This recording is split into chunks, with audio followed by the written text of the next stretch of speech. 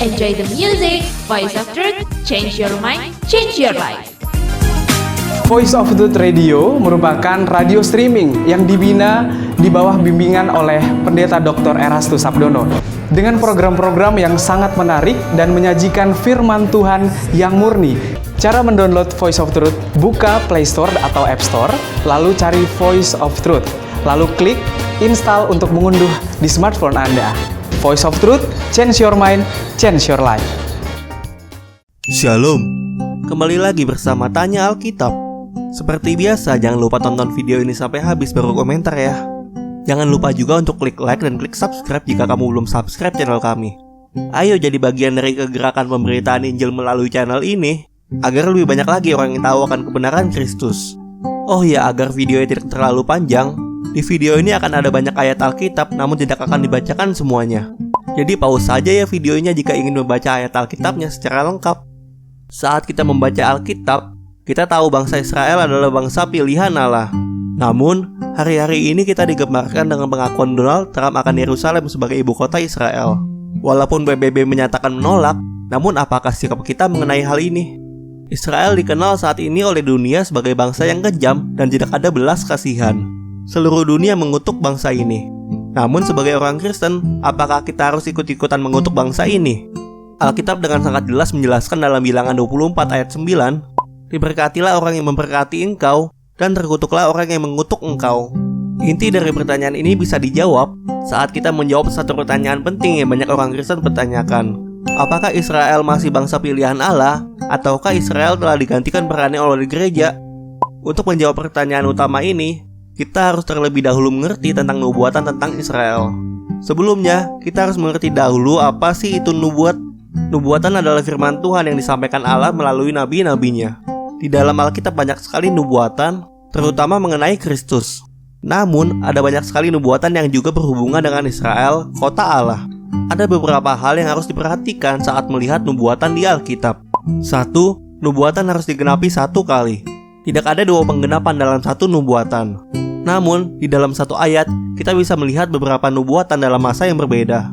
2. Nubuatan akan berhubungan dengan Allah, Kristus, bangsa Allah, kota Allah, umat Allah, dan tidak pernah tentang pribadi kita semua secara individu.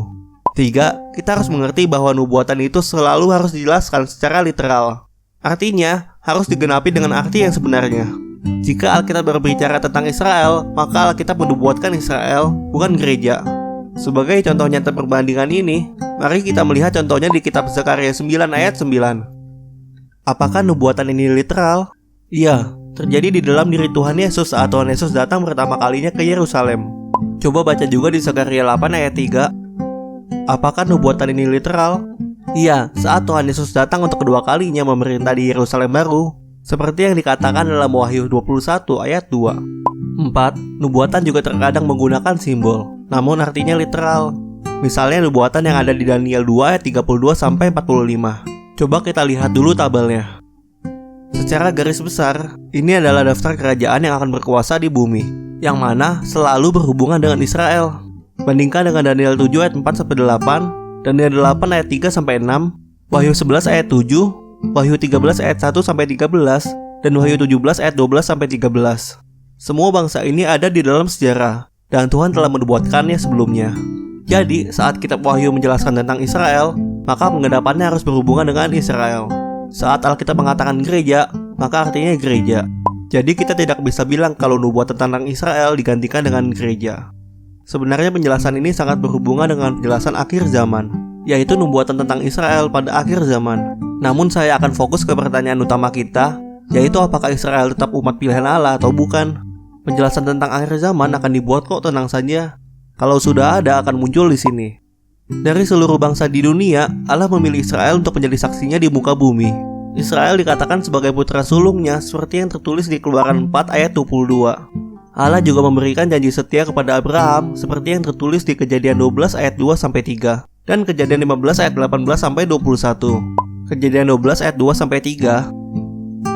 Kejadian 15 ayat 18 sampai 21. Inilah tanah Kanaan yang akan diwariskan kepada Abraham dan generasinya. Janji ini turun kepada Yakub yang kemudian disebut Israel untuk beranak cucu dan menjadi sebuah bangsa.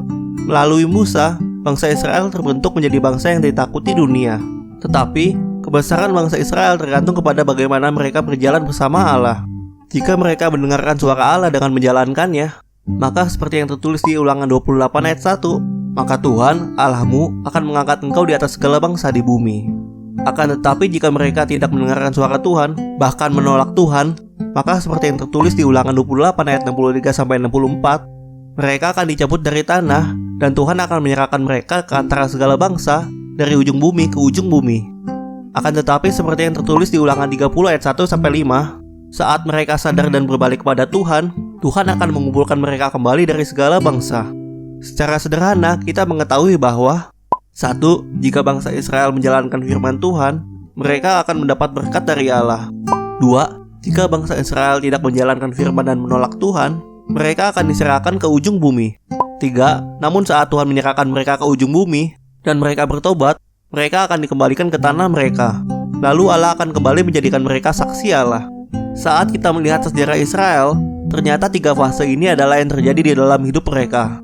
Ketika Israel menjadi bangsa yang hebat dan berkuasa, mereka menjadi murtad. Ini terjadi saat akhir dari kekuasaan Raja Salomo. Kerajaan terpecah menjadi 2. Yerobeam memimpin 10 suku yang seluruh rajanya jahat dan menyembah anak lembu emas.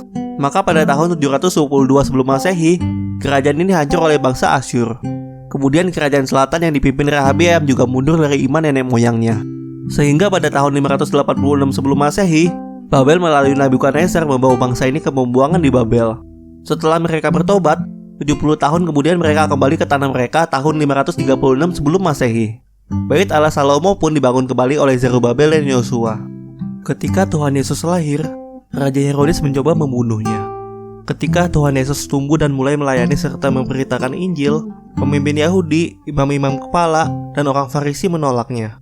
Israel pun menolak Yesus sebagai Mesias, sehingga mereka menyalibkan Yesus. Saat Pilatus mencoba memberitahu bahwa Yesus tidak bersalah dan ingin membebaskannya, seluruh rakyat itu menjawab, "Biarlah darahnya ditanggungkan atas kami dan anak-anak kami." Maka, penolakan Mesias membawa kutuk kepada semua generasi Israel. Selanjutnya pada tahun 70 Masehi, Jenderal Titus membakar Yerusalem dan membunuh jutaan orang. Dari sanalah diaspora atau perserakan terjadi sampai ke ujung bumi, bahkan ke India dan Cina. Sejak masa itu, bangsa Israel berdoa untuk membawa bangsa itu kembali ke tanah mereka. Singkat cerita, ada sebuah gerakan yang disebut Zionist Movement yang digerakkan oleh Theodor Herzl untuk kembali ke Yerusalem. Gerakan ini sukses untuk memelihara Yahudi yang ada di pembuangan. Setelah Perang Dunia Kedua, orang Yahudi mulai kembali ke Israel. Walaupun ketika Hitler membunuh 6 juta orang Israel untuk memundahkan Israel dari muka bumi, mereka sempat sedikit kesulitan untuk kembali. Sangat disayangkan, ada doktrin yang menjelaskan bahwa Israel telah digantikan oleh gereja. Kita harus melihat Alkitab secara literal.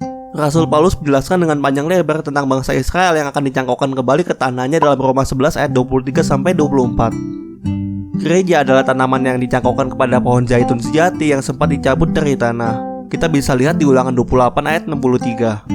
Gereja menggantikan peran saksi Kristus saat mereka menolak Mesias. Namun nanti seluruh bangsa Israel akan percaya kepada Tuhan Yesus. Hal ini tercatat dalam kitab Wahyu tentang 12 suku yang akan menyembah Yesus. Bagaimanapun juga, lihat ayat-ayat ini yang menjelaskan bahwa Israel akan dikembalikan ke tanah mereka.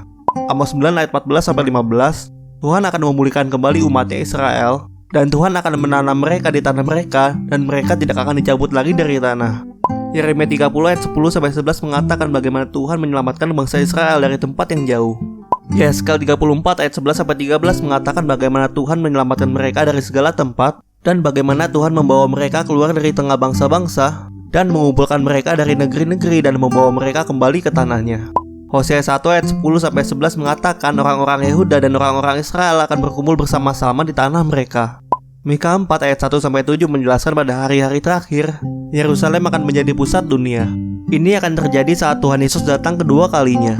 Jika kita membaca Mika 4 ayat 4, ini adalah nubuatan yang sama dengan Yesaya 2 ayat 2-4. Ini konfirmasi bahwa nubuatan ini akan terjadi di bumi, bukan di surga. Tidak akan ada lagi perang saat Tuhan Yesus berkuasa menjadi raja di Yerusalem baru, seperti yang tertulis di Wahyu 21 ayat 2. Tidak hanya Israel akan kembali ke tanahnya di Palestina, kota suci.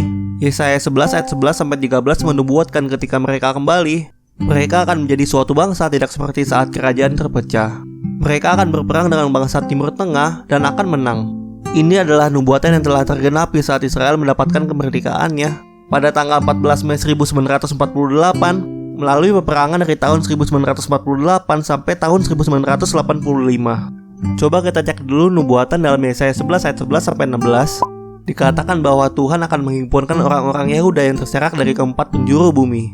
Ayat 11 dan 12 menjelaskan bahwa untuk kedua kalinya atau the second time, Tuhan akan membawa kembali bangsa Israel dari keempat penjuru bumi. Kenapa second time? Karena yang pertama Tuhan telah membawa kembali bangsa Israel dari pembuangan Babel setelah 70 tahun.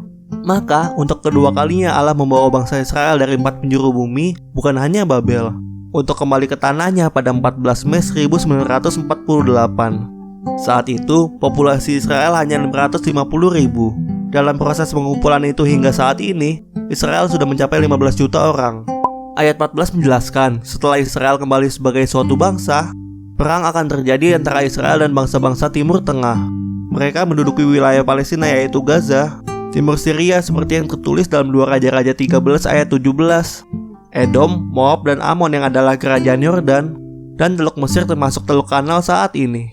Sejak pertama kali bangsa Israel menyatakan kemerdekaannya, Israel sudah mulai diserang oleh bangsa sekitarnya, yaitu Syria, Yordan, Mesir, bahkan Irak. Ini adalah perang kemerdekaan. Perang antara dalam tanda kutip anak kecil dengan 4 negara luar biasa.